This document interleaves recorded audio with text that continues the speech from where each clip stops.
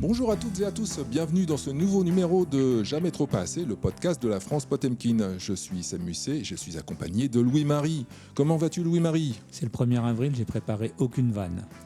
Oui, nous sommes le 1er avril 2026 et la plus grande vanne, c'est que dans l'affaire des abus graves et répétés du périscolaire parisien, il n'y a toujours pas d'enquête ouverte à ce jour.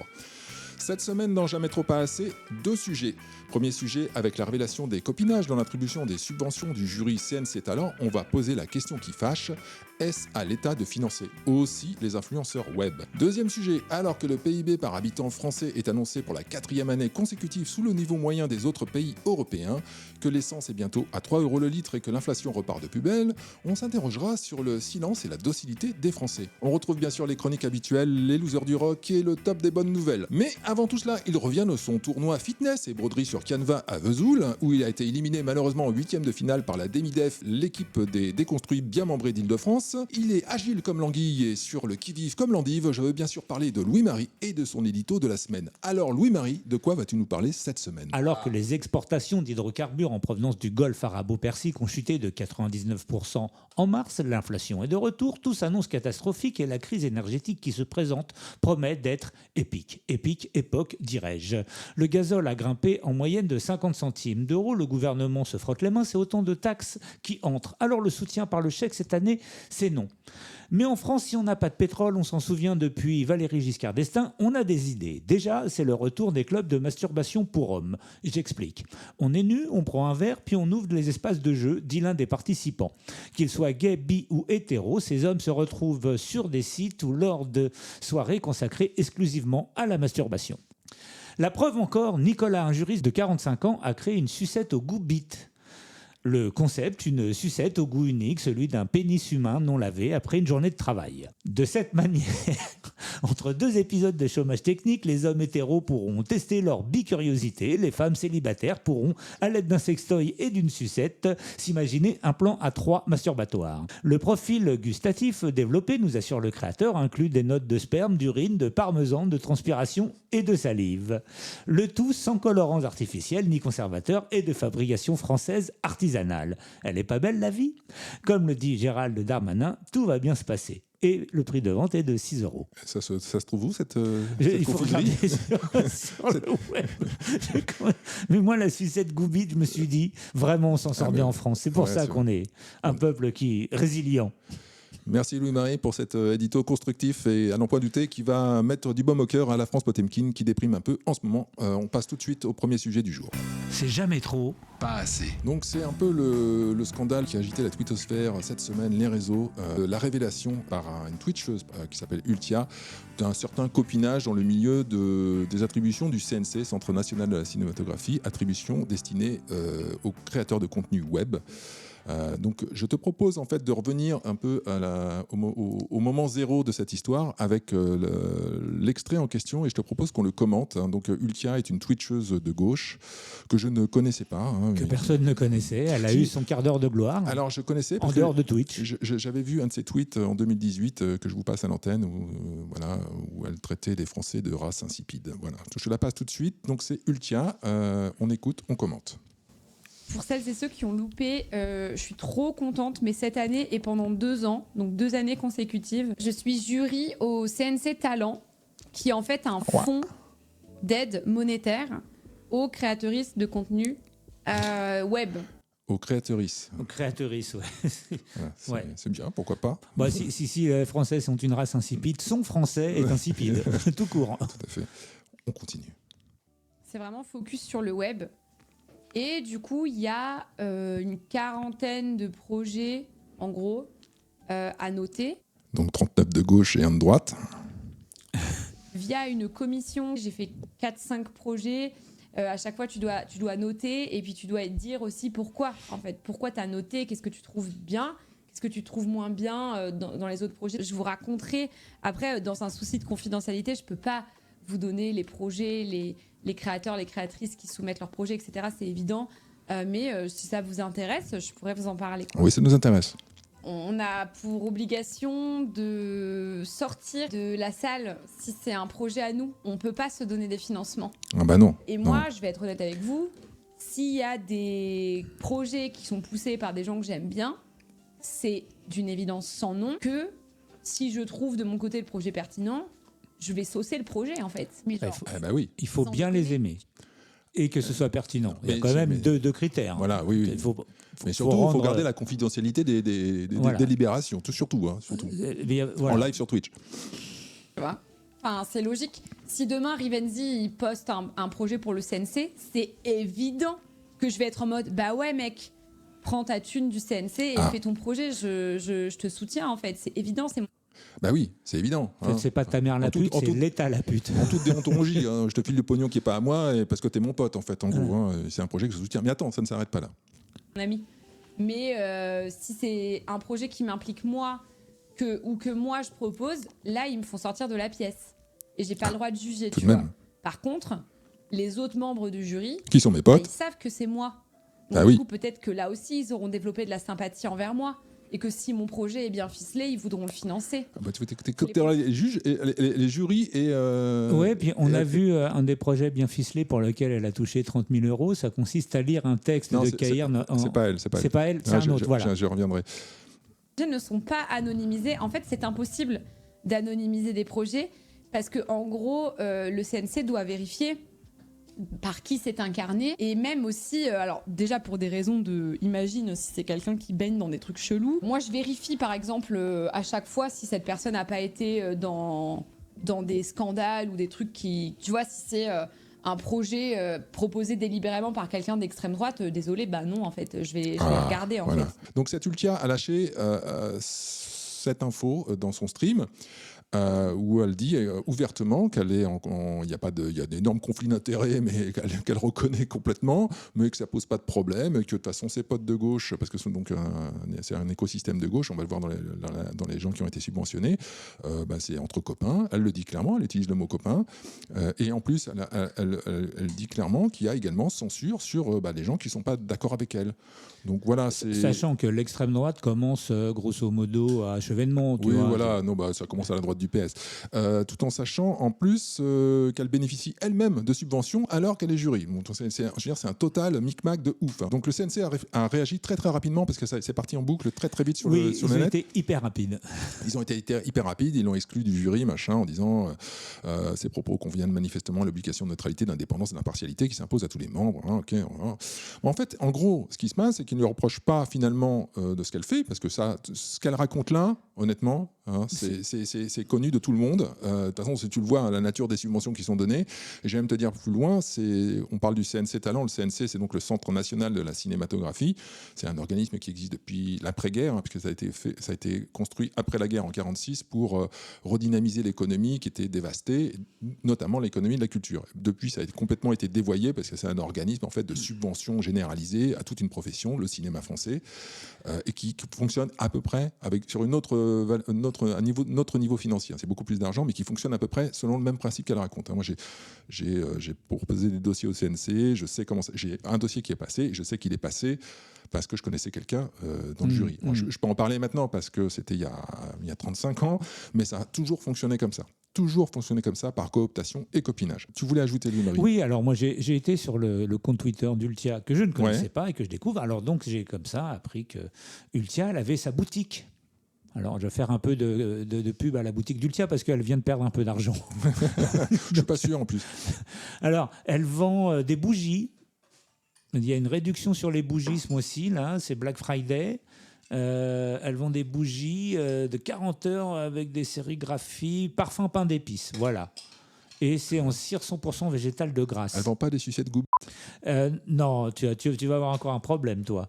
Elles vendent des t-shirts, des hoodies, Sherpa, Ratus, des Suncatcher estivales. Elles vendent aussi un porte-clés de l'amitié et une planche apéro. Une planche apéro. Putain, c'est la foire fouille en fait.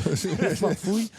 Il y a un mug, il y a alors un autre hoodie, puis il y a un print au balai. Je ne sais pas ce que c'est un print au balai. Ah, ça doit être une sorte de peinture. Voilà. Elle vend des canevas aussi, tu veux faire de la broderie. Ah, tu voilà, vois. pour ton association de fitness et broderie sur Canva. Voilà, moi qui suis champion de tout le Vierzonais. Tu as été éliminé en 8e de finale. C'est parce qu'il y a eu magouille. Il y a eu intervention, il y a eu ingérence étrangère. Il y a eu une ingérence étrangère. Poutine voulait que je perde.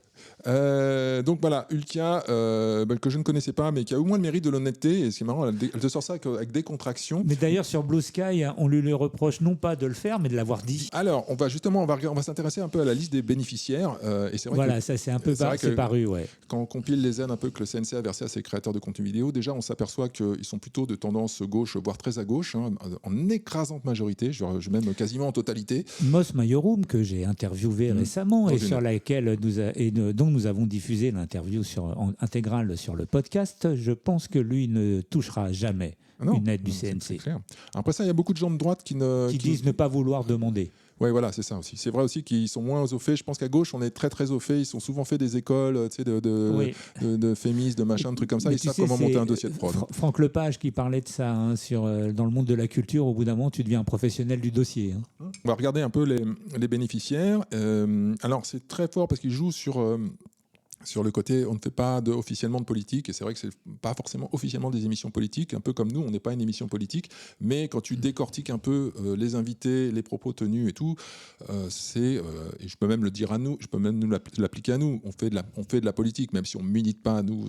Oui, voilà. On n'est pas... Eux militent beaucoup plus, hein, clairement. Et quand tu dis je suis contre l'extrême droite, c'est une façon de faire de la politique, parce que tu te définis même par l'opposition. C'est l'opposition contre qui tu es. Alors, donc on a sur les total des montants distribués entre 2019 et 2025, on retrouve donc Jean Massier de Backseat, qui a touché 160 000 euros au total. Okay. Donc quasiment, c'est quasiment une rente, et c'est 50 000 balles par an. 50 000. Donc ça, 50 000 balles, c'est pas mal, ça fait un bon salaire. Hein. Ça fait un salaire, ouais. Ça fait plus qu'un salaire, je veux dire 30 000 si tu touches 2 000 euros net par mois, tu es à 24, 25.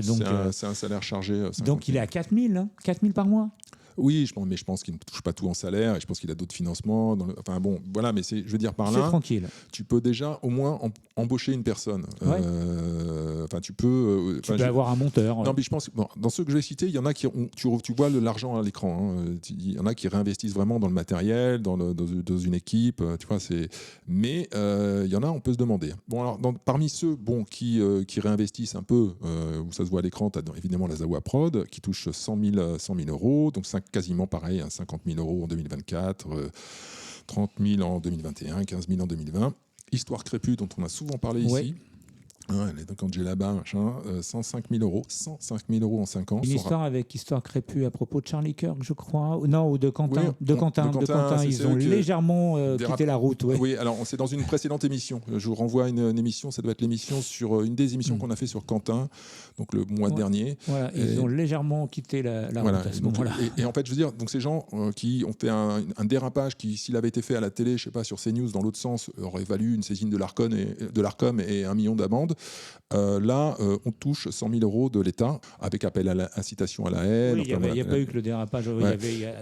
Ils ont clairement exprimé qu'ils étaient contents qu'il soit mort et qu'il fallait qu'il y en ait plus qui meurent. Tu vois, voilà. En gros, c'est à peu près ce qu'ils ont dit. Ces fonds récurrents sont pourtant censés soutenir les jeunes talents, et on s'appperçoit que des gens les touchent régulièrement chaque année, en fait. Notamment, c'est Jean Massier. Pour moi, il n'a plus rien à voir, Jean Massier. Il est plus jeune. Non, mais c'est pas. Ou déjà, et c'est pas. Je veux dire, c'est pas. Ça va, ça tourne. Pourquoi il touche encore de l'argent, en fait? Voilà. Tout ça pour en gros faire du livecam plus ou moins amélioré. Alors après ça, il y en a qui font ça mieux, plusieurs caméras, donc du public. On en a vu une qui a touché 30 000 suite à l'affaire Ulkia. Voilà. J'y viens parce qu'il y en a qui font carrément des braquages d'argent public. Donc c'est le cas de Anaïs Garestier, aka Modi, qui siège au CNC. Elle siège au CNC et a bénéficié de différentes subventions du CNC. Elle a reçu 30 000 euros du CNC pour faire des live lectures sur Twitch en 2022. Et si ça te branche, je peux t'en passer quelques extraits car j'ai trouvé une vidéo de 3 heures. Alors c'est de la lecture, mais bon, elle ne s'ingène pas pour interrompre la lecture et donner son avis politique. Et puis c'est la lecture d'un texte qu'elle a piqué sur Cahiers Info, un texte en accès libre. Hein. Hier j'ai fait le test, j'ai passé à n'importe quel moment de la vidéo, il y avait un avis politique. Déjà les femmes, je vais pas trop me répéter parce que sinon ça va être insupportable pour les gens qui sont là depuis le début. Mais juste, vraiment, c'est pas parce que maintenant, c'est ce que je disais, depuis François Hollande, il a dit, moi je vais faire un gouvernement paritaire, il y aura autant de femmes que d'hommes. C'est pas parce qu'il a décidé de faire ça que les femmes sont valorisées et vont pouvoir faire de leur politique leur métier et qu'elles ont autant d'importance et de... Donc ça, c'était au départ une lecture en un texte. Je peux passer un autre extrait plus loin dans la vidéo. Nous sommes à 1,18. Et on va même pas commenter les propos. Hein. Et poursuit actuellement une carrière dans des grandes entreprises publiques. même si elles existent chez les hommes. Ah, là, elle lit vraiment le texte. Que des énarques au retour dans leur corps d'origine de Philippe Seguin, de François Léotard, de Pierre Jox. Je ne sais pas qui sont ces hommes.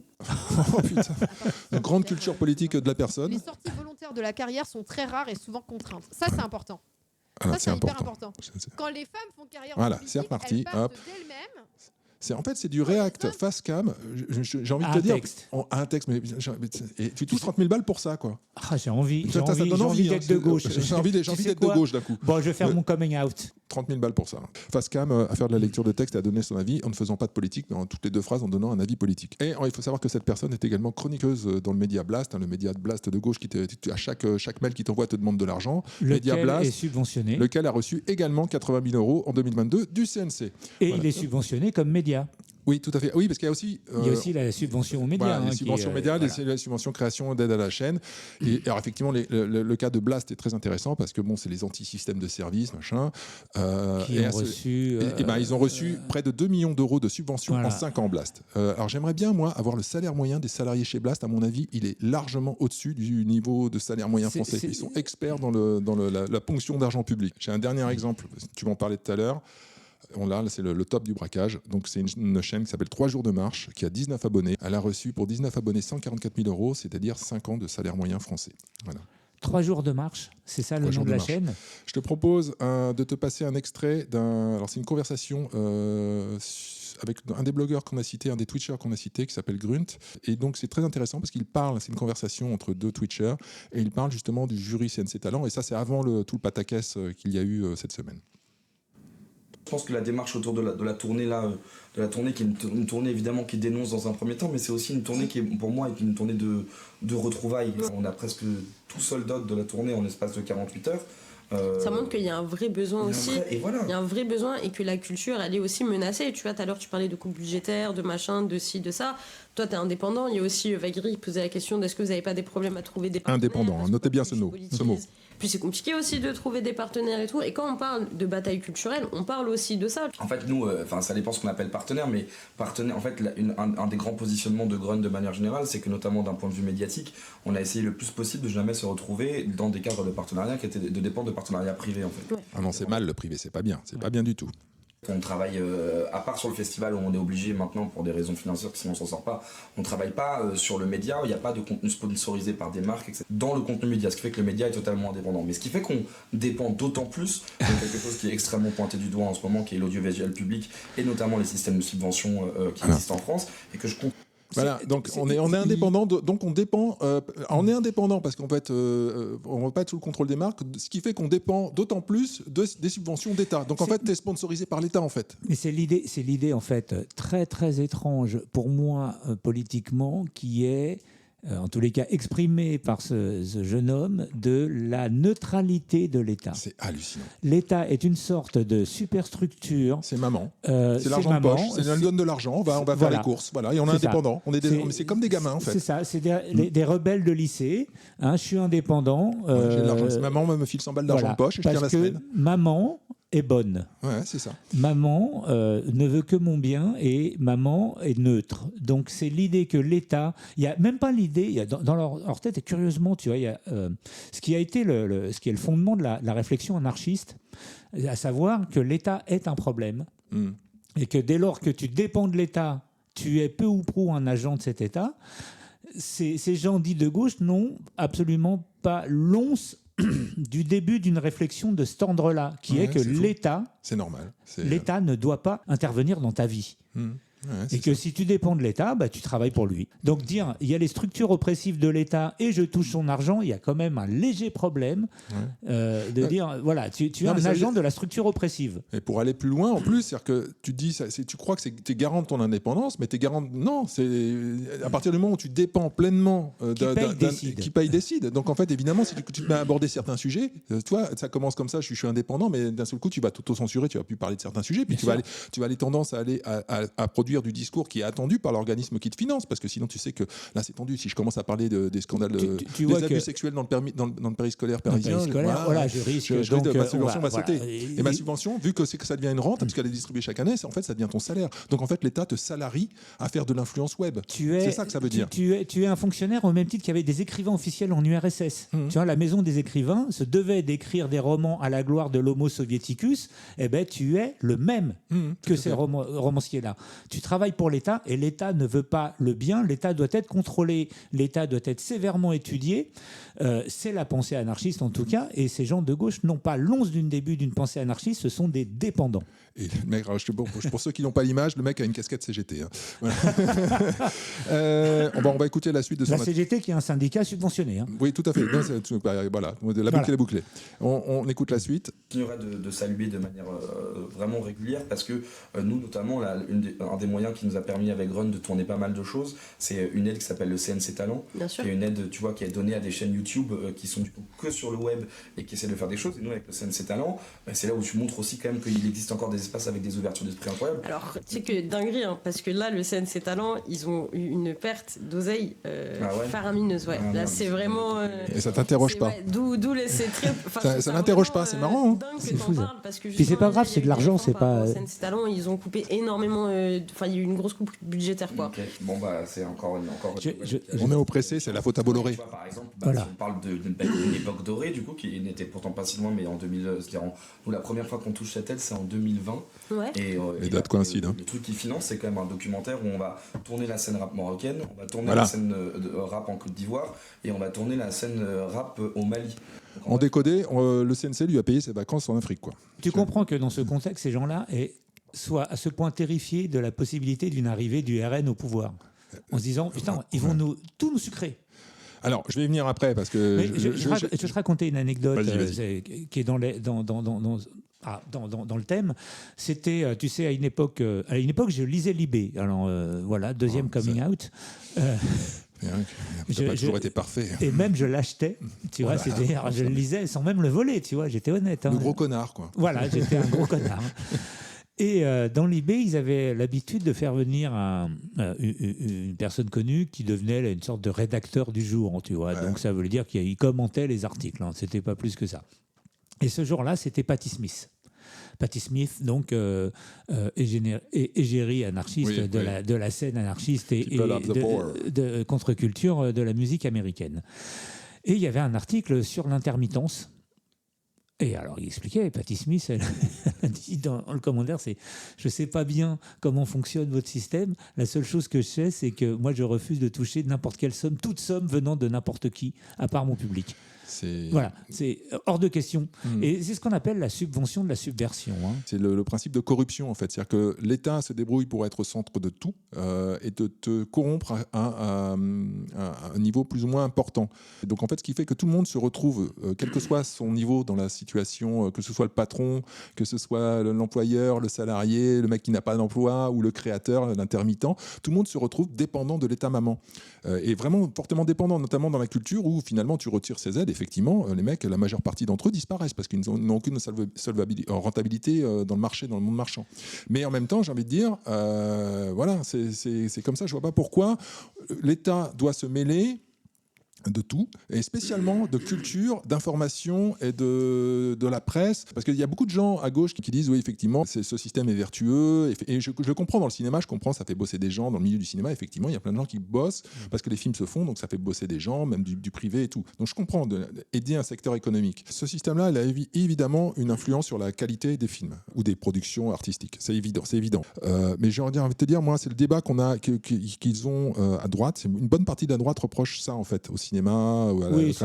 Et moi je pense que c'est même pas la bonne question à se poser, même à droite. C'est-à-dire que moi ce système-là, je veux tout simplement le faire disparaître en fait, ce qui ne bénéficie ni à la gauche ni à la droite, parce que j'aurais tout le même discours si ça bénéficiait à la droite. Le problème c'est pas de quel côté il penche, le problème c'est que le système existe. Ce système ne peut amener qu'à des dérives de cette sorte. Il n'y a pas de système vertueux dès lors où il est économiquement assis sur rien. Tout ça crée un climat, crée un entre-soi, et je veux pas, je me fais aucune illusion. Hein. Si c'est la droite qui avait la main là-dessus, ce serait pareil dans l'autre sens. Faut pas rêver. C'est pareil. C'est que on est en train de, tu sais, quand dit oui, il faut pas leur donner, il faut rediscuter, machin et tout. Non, il n'y a rien à donner, rien à rediscuter, il faut tout supprimer. Parce que là, on est en train de discuter de la couleur du papier peint alors que les fondations de la maison sont complètement pourries en fait. Ce système ne doit pas exister, point barre. La véritable indépendance, c'est la dépendance aux gens qui t'écoutent. Ça tombe bien que tu en parles, car il est l'heure, on y arrive, de l'appel aux dons pour faire subsister cette chaîne. Nous n'avons aucun autre financement que vous. Voilà, donc il y a déjà des gens qui voulons avoir d'autres financements que vous. Voilà. Donc on compte sur vous, nous on va continuer avec les moyens du bord. Donc ça se passe, pour faire des dons c'est tipeee.com et le compte c'est jamais podcast. En attendant, je vous invite à partager cette vidéo. C'est parti pour le top des bonnes nouvelles.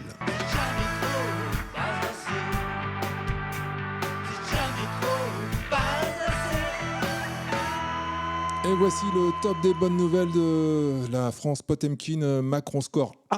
Et c'est parti tout de suite avec le numéro 10. C'est le Parlement européen qui approuve la création de centres en dehors de l'Union pour renvoyer des migrants chez eux. On apprend ça dans Le Monde. Le Parlement européen a validé le jeudi 26 mars un net durcissement de la politique migratoire du continent et a approuvé le concept de hub de retour des centres pour envoyer des migrants en dehors de l'Union européenne. Mais, pour être adopté définitivement, le texte doit encore faire l'objet de négociations avec le Conseil de l'Union européenne, puis être voté une dernière fois au Parlement. La France et l'Espagne sont étonnamment réticentes. C'est bizarre. C'est bizarre. Hein, c'est peut-être parce que l'Espagne n'a pas envie que ce soit chez eux. À Gibraltar. Le texte adopté jeudi prévoit aussi des règles et des sanctions plus strictes pour les déboutés d'asile refusant de quitter le territoire de l'UE, comme des confiscations de documents d'identité, qu'ils n'ont pas le plus souvent d'ailleurs, des détentions et des interdictions d'entrée prolongées sur le territoire. Enfin, il inclut une reconnaissance mutuelle des décisions prises par tel ou tel État membre. Alors ça, c'est là que le verre est dans le fruit. Ça veut dire que si la France n'est pas d'accord, ça ne s'applique pas en fait. Donc tu auras des pays qui ne vont pas être d'accord comme d'habitude parce que la France et l'Espagne sont pro vague migratoire. C'est leur truc. Ça illustre une fois de plus que la construction européenne est un gigantesque foutoir ingouvernable, sauf quand la Commission décide. Voilà, mais ce qui est quand même intéressant, c'est que ce projet de loi a été voté en tout cas en première lecture. C'est quand même nouveau, il faut le dire, au niveau de l'Europe. C'est quand même un changement. Il y a un changement. Alors, je ne sais pas si c'est une pression publique, je ne sais pas, mais bon, il y a quelque chose. Oui, mais comme on a vu qu'en Suède, par exemple, ils sont complètement revenus sur la politique migratoire, sont revenus en arrière. Le changement se fera parce que les hommes politiques ont le sens de la survie et que s'ils sentent que ça devient trop, ils changeront leur fusil d'épaule. Ils ne sont pas pour l'immigration parce qu'ils aiment ça, ils sont parce qu'ils pensent que c'est une solution et puis quand ils verront que ça les empêche d'être élus, ils en changeront. On passe au numéro 9. Le 14 mars 2026, l'entreprise Intoxaloc a été frappée par une cyberattaque. Alors, c'est une entreprise qui se situe dans l'Iowa aux États-Unis et qui fabrique des éthylotests anti-démarrage imposés par la justice aux conducteurs condamnés pour alcoolémie au volant. Le principe est simple, comment ils marchent ces éthylotests? Tu souffles, ça tu le connais, toi qui es tout le temps bourré, voilà. Tu souffles dans le boîtier avant chaque démarrage et puis si le taux d'alcool est sous le seuil, la voiture part, sinon c'est bloqué. Sauf que voilà le souci, ces boîtiers ne tournent pas en local. Une fois par mois, il se connecte au serveur d'Intoxaloc pour une calibration obligatoire. Et si cette mise à jour n'a pas lieu, le boîtier est considéré comme périmé et bloque le démarrage de la voiture. Or, cette attaque a concerné précisément les serveurs. Donc la cyberattaque a mis les serveurs hors ligne. Résultat, les éthylotests n'ont pas pu valider leur calibration et les voitures refusaient de démarrer. Alors, on parle quand même de 150 000 automobilistes bloqués. Voilà, donc ça veut dire que ton éthylotest dépend du cloud. Ouais, tout dépend du cloud. Voilà. Oui, d'ailleurs, ça nous promet de bonnes surprises, parce qu'un jour, ce sera pas ta voiture. Vu le nombre de fuites qu'il y a en France... Ce ne sera pas ta voiture qui ne va pas démarrer, ce sera juste ta vie qui ne va plus démarrer, en fait. Tu vas être hors vie, en fait, parce qu'à force de tout dématérialiser... Puis ce sera aussi un bon moyen, si le jour où le gasoil devient vraiment, vraiment trop cher, on coupe les voitures. Il n'y a pas beaucoup de gasoil qui sont équipés, de voitures à gasoil qui sont équipées de cette technologie, si tu veux mon avis. On passe tout de suite au numéro 8. Eh bien, figure-toi, Léo-Marie, que le nombre de verbalisations dans le métro parisien est en explosion. Et surtout, le nombre de réclamations suite à des verbalisations dans le métro parisien qui lui aussi explose. Le passage au tout numérique est en cause. C'est l'une des raisons majeures de cette grogne, la dématérialisation des titres de transport. On en parlait justement à l'instant. Les usagers font face à de nombreux bugs techniques et les bugs ne sont pas pris en considération par les contrôleurs RATP qui, eux, ne sont pas des machines, ce sont des hommes. Et ils incitent à ce que notre titre de transport soit sur le téléphone. Le téléphone bug et ils ne prennent pas en compte te le bug et te verbalise parce que tu as un défaut de titre de paiement. Tu vois, c'est très simple. Et après ça, il n'y a pas que ça. Il y a aussi une procédure de contestation longue et opaque, dissuasive, et donc qui fait qu'il y a de plus en plus de collectifs d'usagers qui se mettent en place. Et puis il y a l'effet accumulateur des réseaux sociaux aussi. Et il y a aussi des tutos maintenant qui sont publiés sur Internet pour contester. Excuse-moi, alors là, sur le chat, merci Mandin. Il y a... Quoi ?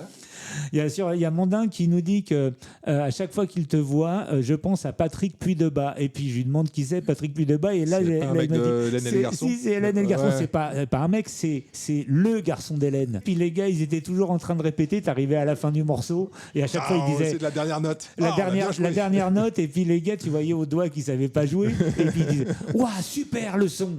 Et puis alors t'avais comment il s'appelait, José, le clavier qui avait les cheveux longs qui remontaient en arrière. Waouh, super le son. Merci Mandin, tu m'as fait la journée. Mais je veux savoir si je ressemble à Patrick Puydebas il y a 30 ans ou aujourd'hui.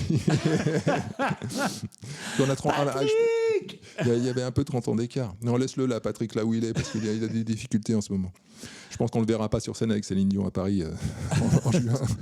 Il avait prévu de chanter avec Céline Dion. Je ne sais pas, non, je pense pas. Là, il ne chantera pas avec elle. Oui, apparemment, il a des petits soucis. Il a des petits soucis. Voilà. Mais bon, cela ne nous regarde pas. Je pense qu'on va passer tout de suite au numéro 7 et ça va être à toi. Numéro 7.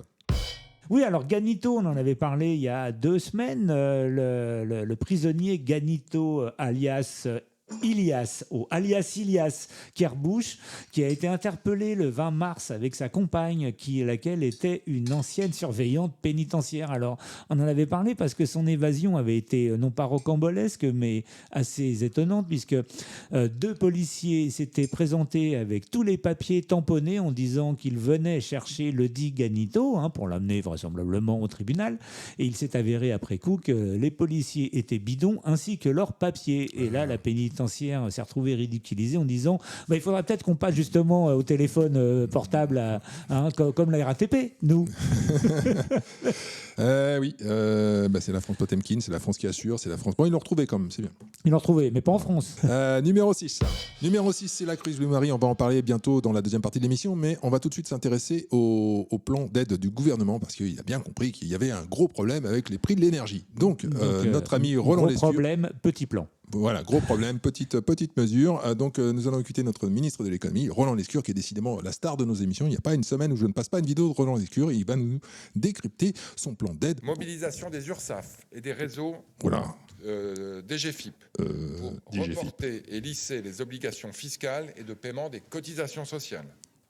Les banques se sont engagées à faire preuve de souplesse pour toutes les entreprises qui font face à des difficultés de trésorerie. Nous allons ouvrir dès le début avril la plateforme de BPI France qui permettra aux entreprises de déposer leurs demandes de prêts dits Boost Carburant avec un plafond de 50 000 € dans 3 secteurs directement concernés, agriculture, pêche et transport. Donc il propose aux gens qui sont dans la merde de s'endetter encore plus. On voit les désastres qu'ont causé les prêts Covid en 2020, dont on paie le prix aujourd'hui, le nombre de magasins qui ferment partout, c'est à cause des prêts Covid. Il y a plein de boîtes qui n'ont pas pu rembourser. Donc là, ils refont la même chose pour compenser la montée des prix des carburants, alors qu'ils sont à l'origine de quasiment 90% du prix. Et puis surtout, ils vont pas tellement intervenir parce que la hausse du carburant, c'est la hausse des taxes.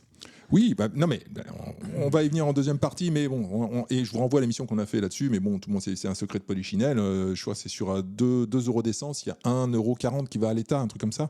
Donc, en fait, le prix du litre, il est à moins d'1 €, en fait, alors qu'on le paye en pompe à plus de 2 €. Il y a une autre mesure aussi qui est étonnante. Il y a Céline qui nous dit « Bonjour les fachos ». Salut Céline.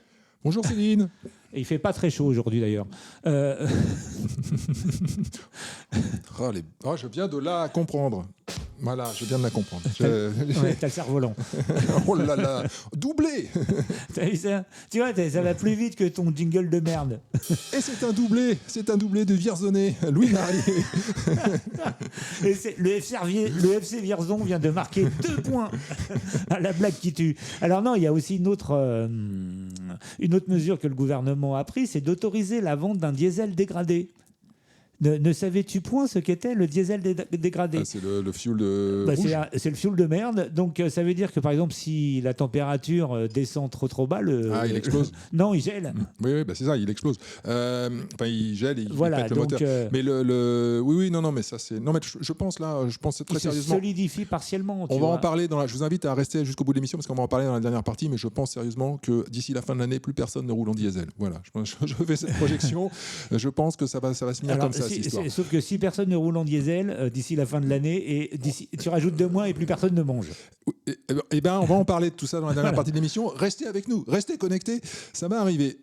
Pour les mesures à la con, il y a de son côté Sébastien Lecornu qui annonce un chèque énergie. On parlait de corruption tout à l'heure, un chèque énergie de 143 € pour 4 millions de foyers. Alors, l'État a toujours le besoin d'être au centre des choses.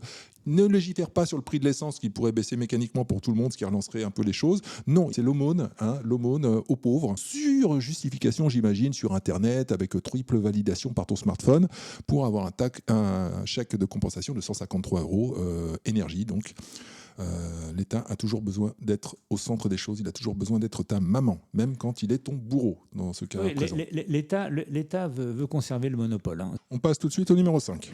Alors, nous parlions de l'État corrupteur et de l'État qui donne des subventions aux influenceurs web, de l'État qui finance des agences d'État qui ne servent à rien à hauteur de plusieurs milliards par an. Eh bien, il se trouve que l'État fait aussi des économies parfois, il faut le souligner, mais des petites économies en général. Des petites économies, mais dans des secteurs très très précis.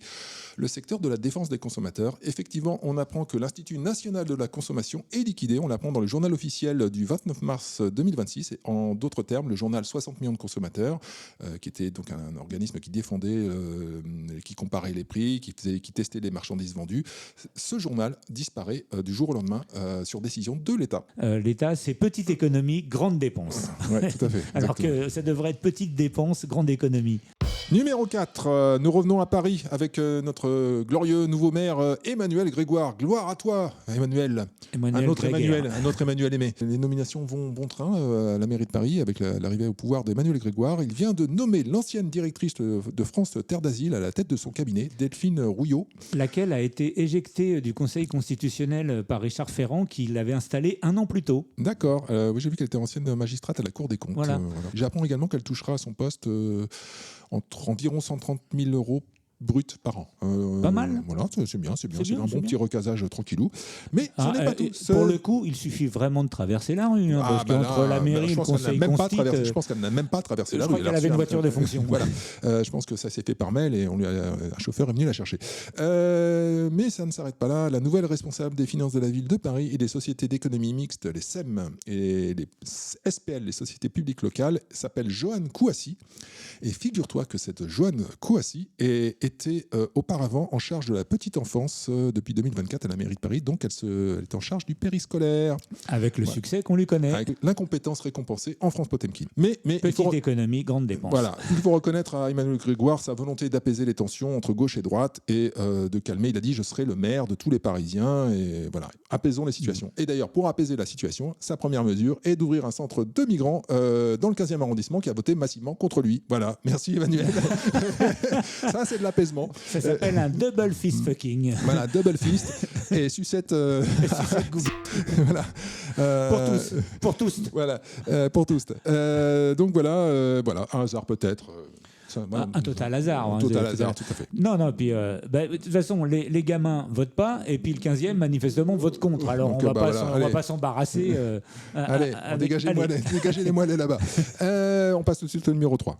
Numéro 3, on va rester dans l'aftermath des municipales avec, je ne sais pas si tu t'en rappelles, ce combat des titans à Toulouse entre François Picmal et Jean-Louis Moudinque. Que je ne connaissais pas avant. Donc on rappelle, c'est l'alliance PS-LFI qui a tenté de renverser le maire sortant d'hiver droite et qui s'est pris un bon râteau. Et qui a fait moins bon à deux que tout seul. Il s'est pris un gros râteau. Mais figure-toi que le candidat LFI François Picmal n'a pas dit son dernier mot car il dénonce des ingérences étrangères dans le résultat du vote. Voilà. Alors pour qu'une fois que ce n'est pas la faute à Bolloré, vrai, il faut reconnaître que la LFI progresse. Ça peut pas être la faute à Poutine quand c'est LFI. Ils ont 3 modes. Hein. C'est la faute à Bolloré, la faute à Trump ou la faute à Poutine. Ouais. Voilà. Moi, je dirais c'est Trump. Non. Parce que Poutine, lui, il est plutôt dans l'attaque de l'espace travail du collège Simone Veil de Villetaneuse. Tu vois, c'est plus ça son niveau. Nous passons tout de suite au numéro 2. On reste à Paris, mais pas avec Emmanuel Grégoire, avec la maire précédente Anne Hidalgo, qui se retrouve perquisitionnée par le PNF, le parquet national français. On l'apprend dans le Canard enchaîné du jour. Donc perquisitionnée ce mardi pour un contrat suspect de 1,5 million d'euros passé en 2025, sans mise en concurrence ni publicité, en octobre 2025, pour la direction artistique de la cérémonie d'hommage aux attentats du 13 novembre. Et j'ai envie de te dire, je ne suis même pas surpris. Marrant, ils auraient pu sortir ils auraient pu faire la perquisition. Ils ont attendu un jour après. Un jour après l'élection. On aurait pu faire 2 semaines avant, ils ont attendu un jour après. Il y a Wami qui nous dit que la perquisition va durer 4 jours parce qu'il y a trop de vêtements à fouiller. Excellent. Voilà. Même si les spectateurs s'y mettent, ça va être un... Et moi, j'avais des nouvelles, tu me les as sucrées là ou quoi? Tu veux une petite news? Moi, j'ai une petite news. J'ai une petite news, je suis désolé, je prends la parole. Attends. Numéro 2 bis, Louis-Marie. La France a gagné le tournoi Destination 2026. Yes, tu connais rien, mais c'est super beau. En plus, donc la France a gagné. Ils n'ont pas réalisé Grand Chelem parce qu'ils ont perdu contre l'Écosse, 50-40. T'imagines, 90 points en 90 minutes. Il y avait un point tout. Oui, alors sauf que au rugby, il y en a 7 d'un coup, quand il y a un essai, mais ça correspond à 1 point par minute. Voilà, toi, tu n'as aucune idée. Je ne sais même pas ce que c'est que le rugby. Je n'ai même pas entendu parler de ce tournoi. Contrecarre complètement. Si tu ne connais pas le tournoi des 6 nations, anciennement 5 nations, anciennement 4 nations, c'est le plus grand tournoi de rugby de l'hémisphère nord. Ah bon? Et la France touche bien sa bille. Je comprends que tu ne regardes pas, parce que c'est trop compliqué le rugby. C'est quand même un sport où il s'agit d'avancer en reculant. Mais moi, j'aime pas les sports co, de toute façon. Voilà. Mais qu'est-ce que tu es de droite? Voilà, moi, c'est jogging. Alors, en solitaire. Céline qui demande qui a gagné la CAN. Bon, c'est pas trop en ce moment. C'est pas trop, apparemment, ça se joue au point, mais dans les tribunaux. On passe tout de suite à la grande nouvelle de la semaine. Numéro 1, tu n'as pas pu y échapper, Louis-Marie. C'est le grand retour, le comeback de la mort qui tue de Édouard Philippe. Voilà. Et j'ai l'impression que la presse veut nous faire passer un message depuis une semaine. Il apparaîtrait que ça a commencé avec un sondage du JDD qui donne. C'est le candidat. Voilà, c'est le candidat qui permettrait de vaincre le RN, le seul candidat. Et LFI, parce que là, il a quand même deux choses à faire. Alors. On va reprendre un peu les unes, parce que je reprends par exemple celle du Figaro. Donc un sondage donne Édouard Philippe seul gagnant contre le RN au second tour en 2027. Ça, c'est le Figaro. Alors nous avons la variante dans Sud-Ouest. Édouard Philippe, seul candidat en mesure de battre le RN au second tour. Bon, c'est à peu près la même chose. Nous avons un truc plus nuancé dans l'opinion. Édouard Philippe se détache pour accéder au second tour face au RN. C'est plus nuancé déjà. Nous avons la dépêche du Midi, encore plus en nuance, parce que là c'est carrément la forme interrogative. Édouard Philippe serait-il en train d'opérer un comeback? Waouh. Voilà. Mais là je dois avouer que le pompon de la lèche a été attribué au service public, Public Sénat, qui vraiment titre l'ex-premier ministre désormais favori pour 2027. Alors, moi, figure-toi, je suis allé voir ce fameux sondage. Oui, ça a été réalisé par téléphone. Non, c'est 1500 personnes. Bon, c'est un panel assez large, mais c'est une victoire très serrée. C'est-à-dire qu'il est effectivement en tête à 51,5%. C'est-à-dire qu'il est dans la marge d'erreur. Il est dans la marge d'erreur. Voilà. C'est la même qui a fait que Le Pen est arrivé au second tour sans que les sondeurs le voient en 2002. Un sondage n'informe que d'une seule chose, des intentions de la personne qui publie le sondage. Ça n'informe pas d'autre chose. En fait. Et qui commandite. Voilà, et qui commandite et qui publie. C'est pas autre chose. Donc là, clairement, il y a une sorte de maillage médiatique qui part en plus d'un sondage qui est même pas, qui est vraiment ric-rac, qui a été visiblement confirmé par un deuxième sondage, mais qui le place à 52%, ce qui est vraiment pas élevé. Et en plus, on a un sondage, donc il est même, je sais même pas, il est pas candidat d'ailleurs, il est toujours pas déclaré. Non, mais il va se déclarer. Il va se déclarer. C'est pas comme mais là, c'est fait pour. C'est fait pour. Ouais, tout est fait pour lui pousser la main. On nous revend, on nous refait le coup. On nous refait le coup de Macron. Tout est fait pour nous vendre le produit. C'est un marché, donc le produit, voilà, la promo, elle est sur Édouard Philippe. C'est le mec qui a orchestré la mise à mort d'un mouvement social, le mouvement social le plus inédit et pour tout dire le plus révolutionnaire que la France ait connu depuis 1789, c'est les Gilets jaunes. à partir de novembre 2020. Oui. Je veux dire, le mouvement populaire, dans son essence, le peuple des ronds-points, Édouard Philippe a été mandaté et a mené sa mission à bien, et on en parlera dans la troisième partie de notre émission, pour que cesse cette révolte de gueux qui osent la ramener. Eh bien voilà, c'était la fin de notre top des bonnes nouvelles. Macron Score A, certifié et vérifié par nos plus grands experts et la Convention de Genève. Avant de passer à la troisième partie sur la crise économique et le silence des Français, l'atonie un peu générale alors que la tempête s'annonce, je te propose un petit interlude avec un comédien qui s'appelle Guillaume Guisset, que j'ai découvert sur Instagram. Il fait des petites scénettes et justement, comme on parlait de la mairie de Paris, là il s'amuse à rejouer les premiers jours d'Emmanuel Grégoire à la mairie de Paris. On écoute tout de suite Guillaume Guisset, et c'est plus vrai que et c'est plus vrai que la réalité. Premier jour en tant que maire de Paris. Je suis venu en live, hein. Les vélis ne marchaient pas. Vous me suivez? Pour le déjeuner, on vous a pris un kebab. C'est dégueulasse, je suis pas un kebab. C'était pour la campagne. Ramène-moi les petits fours. Pour la nomination du chef du cabinet, je pensais à monsieur Dorange. Non, je pense plutôt à ma femme, c'est mieux. La semaine prochaine, on prend rendez-vous chez les commerçants. Hein. Pour les rencontrer? Non, pour changer de costume. Les dossiers en cours. C'est très bien ça. Donne ça à mon directeur de cabinet. Allez. Moi, j'ai retenu une chose de la maire sortante. Il faut prendre un maximum de notes. Pendant les réunions? Non, des notes de frais. Petite question, là, comme ça. Maintenant, c'est à moi tout ça. Ouais, d'accord. Alors, pas vraiment, monsieur, c'est à la mairie de Paris. Je sais pas quitter toi, mais tu dégages. Hein. La priorité, c'est la Réunion. Le travail? Non, l'île de la Réunion. Cette campagne, elle m'a crevé, je te jure. Puis les Réunionnais, ils sont tellement solaires. T'es grand ici, on va pouvoir recevoir des gens importants. Des chefs d'État?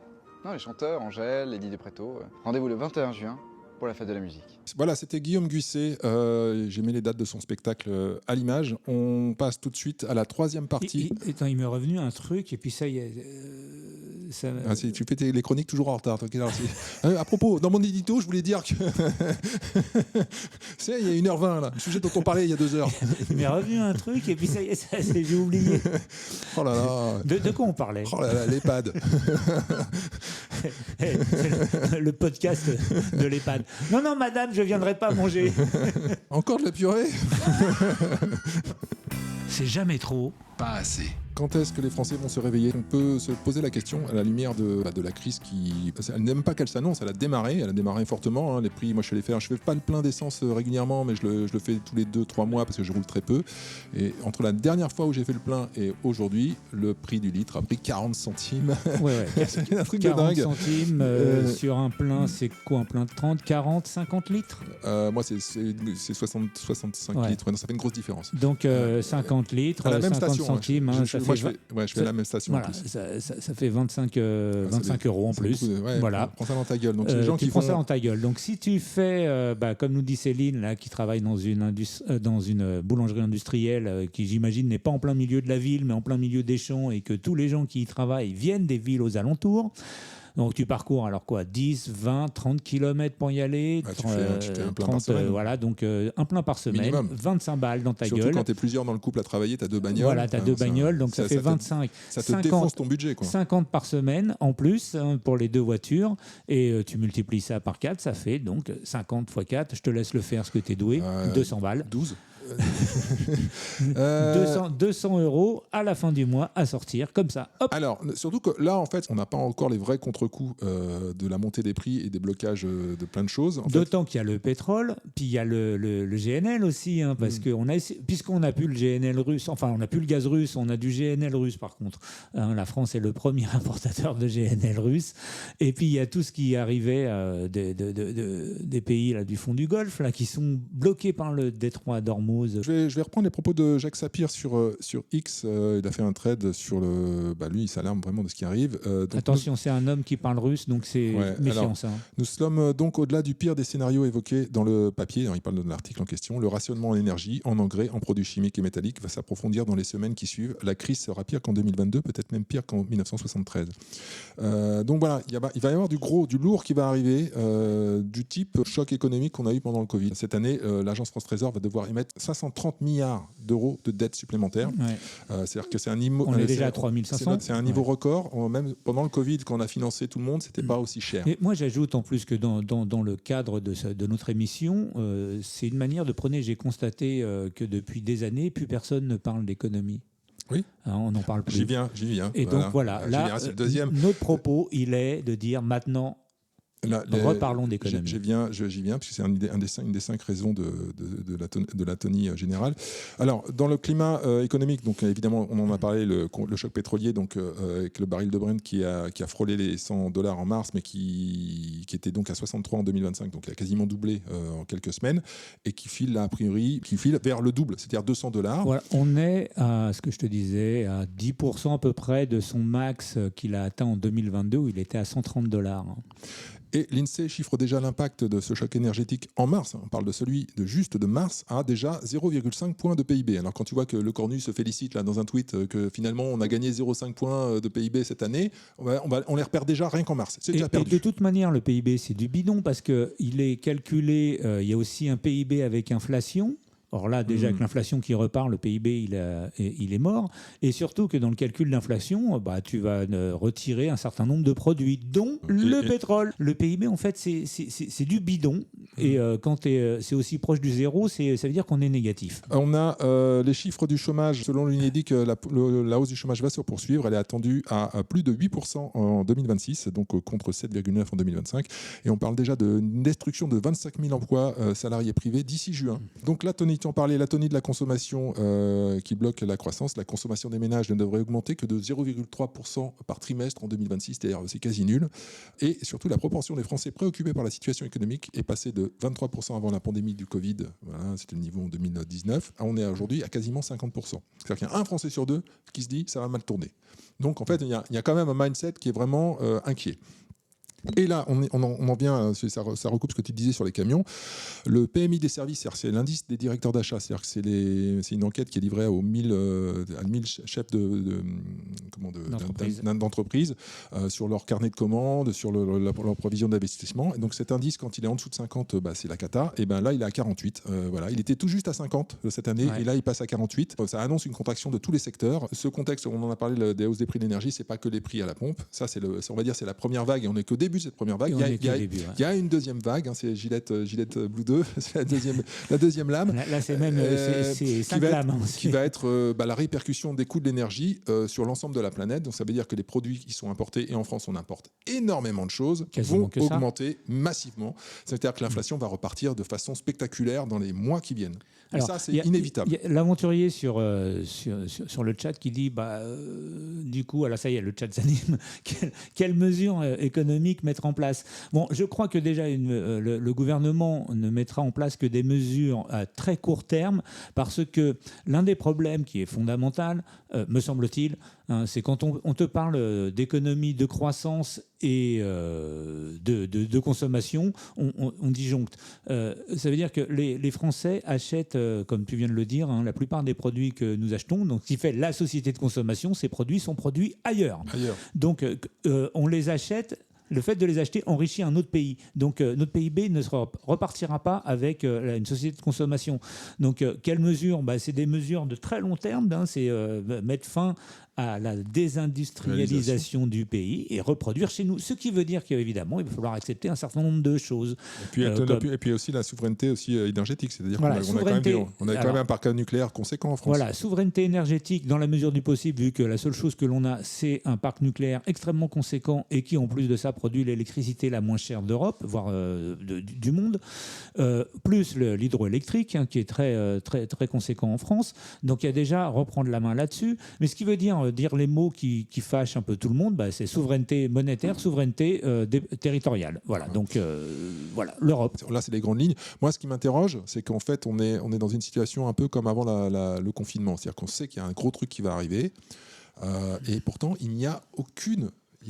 Dans le débat politique, je trouve que même à gauche, on n'en parle pas. Ils sont déjà, tout le temps, ils sont contre sur le racisme, machin, tout. Et ils ne parlent même pas de ça. À droite, pareil, on n'en parle pas plus. Le gouvernement, j'en parle même pas. Genre, on va faire un chèque énergie à 150 balles sur le truc, mais vraiment tellement pas à la mesure de la situation, quoi. Et en fait, j'ai l'impression même que c'est une sorte il y a une anesthésie cognitive générale, en fait. Il y a déjà la construction de la société dans laquelle nous sommes a éloigné le réel, à savoir que l'énergie et les matières premières qui sont à l'origine de ce monde ont été masquées. Hein, on en oublie que pour construire des routes, il faut des gens qui les construisent, qu'il faut du pétrole parce que c'est du bitume. Là, le bitume, c'est du pétrole. Et qu'il y a toute une matérialité qui fonde notre société. Les valeurs morales dont on se targue sont en fait basées sur une matérialité qui, elle, tend à disparaître. Il y a un processus de voilement comme ça du réel, du matériel en tout cas. Et là, c'est le retour du matériel. C'est-à-dire que d'un seul coup, il n'y aura plus aucun droit quand il n'y aura pas de gasoil. Ce ne sera pas la peine de revendiquer le droit à quoi que ce soit sans gasoil. Ouais, c'est-à-dire qu'on est encore dans les combats un peu de luxe. Oui, c'est ça. C'est ça, les idées ostentatoires. On peut se permettre de revendiquer qu'il y ait une meilleure égalité de représentation de la diversité sur les antennes de France Télé.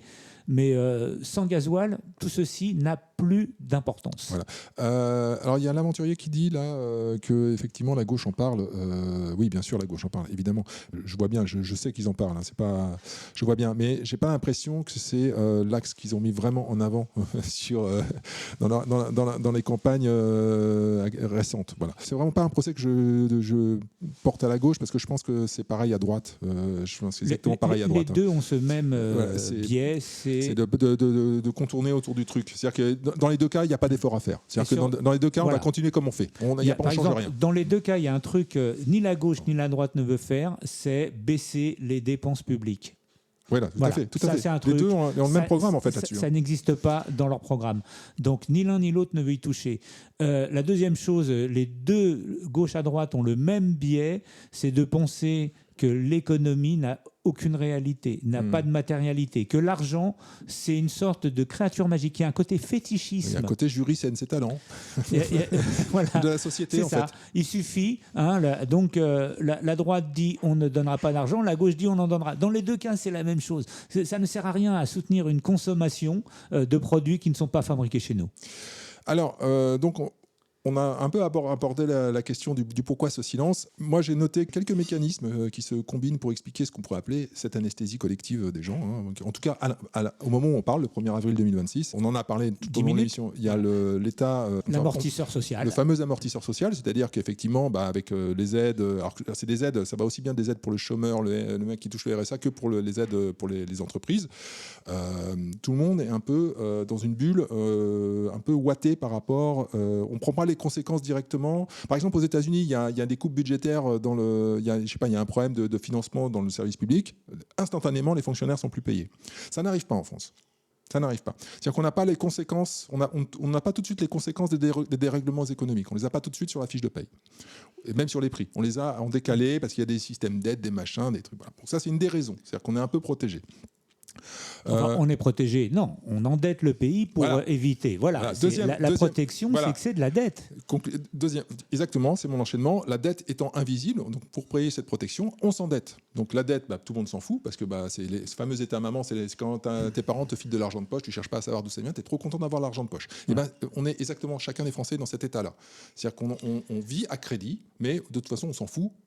On remboursera pas. Que ce soit Mélenchon, la gauche, LFI, le PS, la droite, le RN, pareil. Tous ont cette même idée que la dette nous sauvera et que c'est pas grave et qu'éventuellement on pourra même faire défaut sur la dette. Puisqu'en plus, tous ces gens dans les partis politiques, ça va de LFI au RN, eux sont payés, sont subventionnés par cette dette. C'est-à-dire qu'ils touchent concrètement leur salaire à la fin du mois, salaires qui sont beaucoup plus élevés que les nôtres, sont payés par ce système. Donc en fait, pourquoi ils le changeraient ?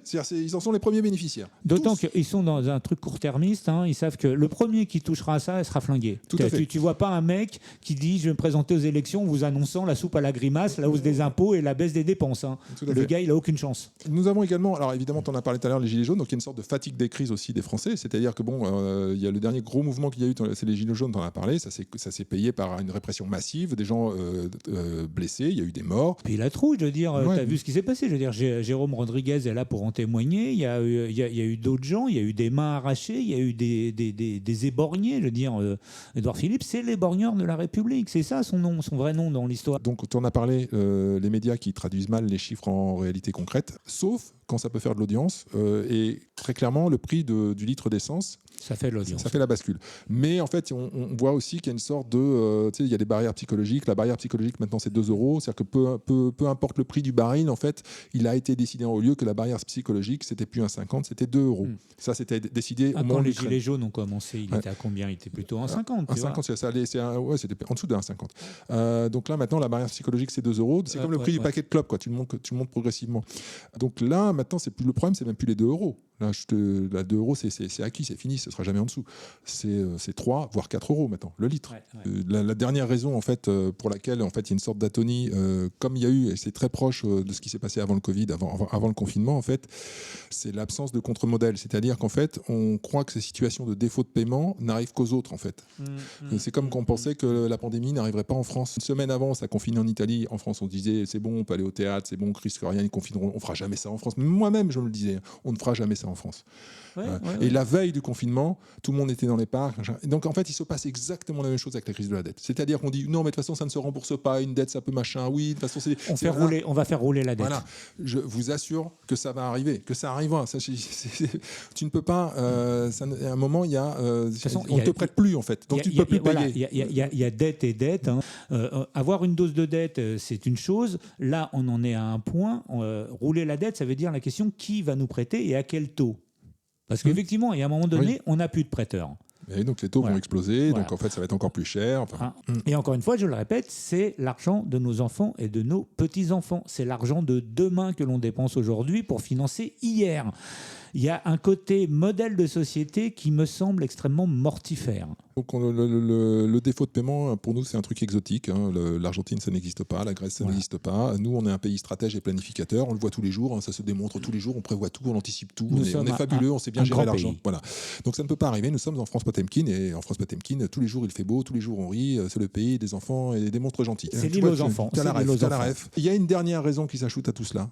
Alors qui est une raison beaucoup plus psychologique, mais qui sous-tend un peu tout ça, du plus haut sommet de l'État au plus modeste maillon de la société. C'est ce qu'on appelle le biais d'optimisme structurel, c'est-à-dire qu'on ne peut pas croire, on se met mécaniquement en mode tout va bien, je vais bien. Voilà, c'est en gros Danny Boone, on fonctionne comme ça, c'est-à-dire ce qui explique qu'en fait les Français sont à la fois ultra pessimistes sur la situation et la tournure des événements, mais qu'à titre personnel, ils pensent qu'ils vont s'en sortir.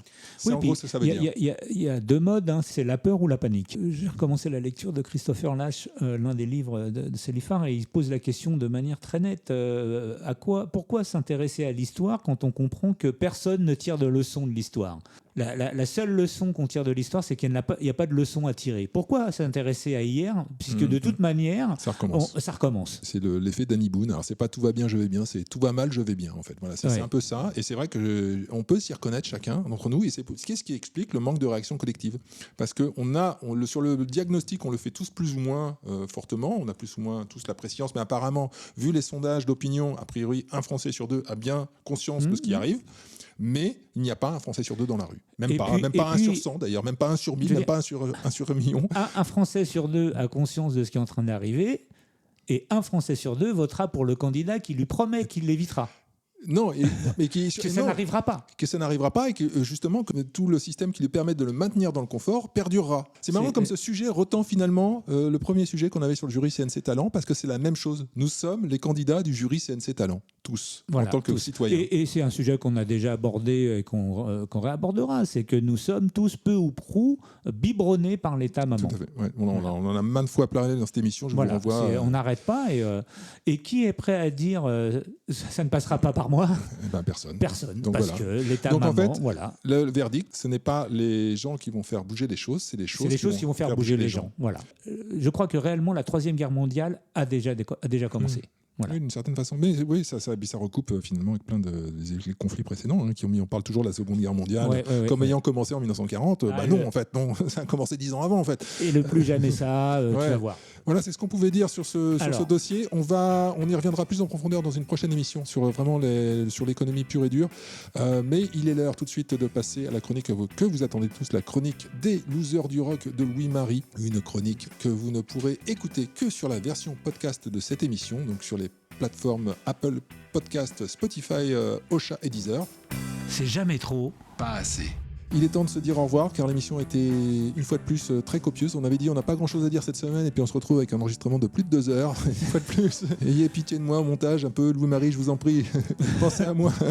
Pense à moi comme je t'aime. Et sinon, une des hypothèses. Lalanne. Francis Lalanne qui est toujours actif, bien sûr. Toujours très actif. Plus tellement dans la chanson d'ailleurs. Hein. Non, il s'est trouvé une chose. Peut-être qu'on n'aurait pas dû couper ses subventions CNC Talent. Tout à fait. Je suis pas le genre de mec à avoir des subventions Lalanne. Je pense pas qu'il y en ait beaucoup. En attendant, je vous invite à partager cette émission si elle vous a plu, à nous soutenir sur Tipeee, le Tipeee Jamais Podcast, pour nous aider à prendre de l'expansion, à être vu sur plus de plateformes et passer à notre grand projet qui est un live hebdomadaire, un live de 3 heures sur plusieurs plateformes à la fois.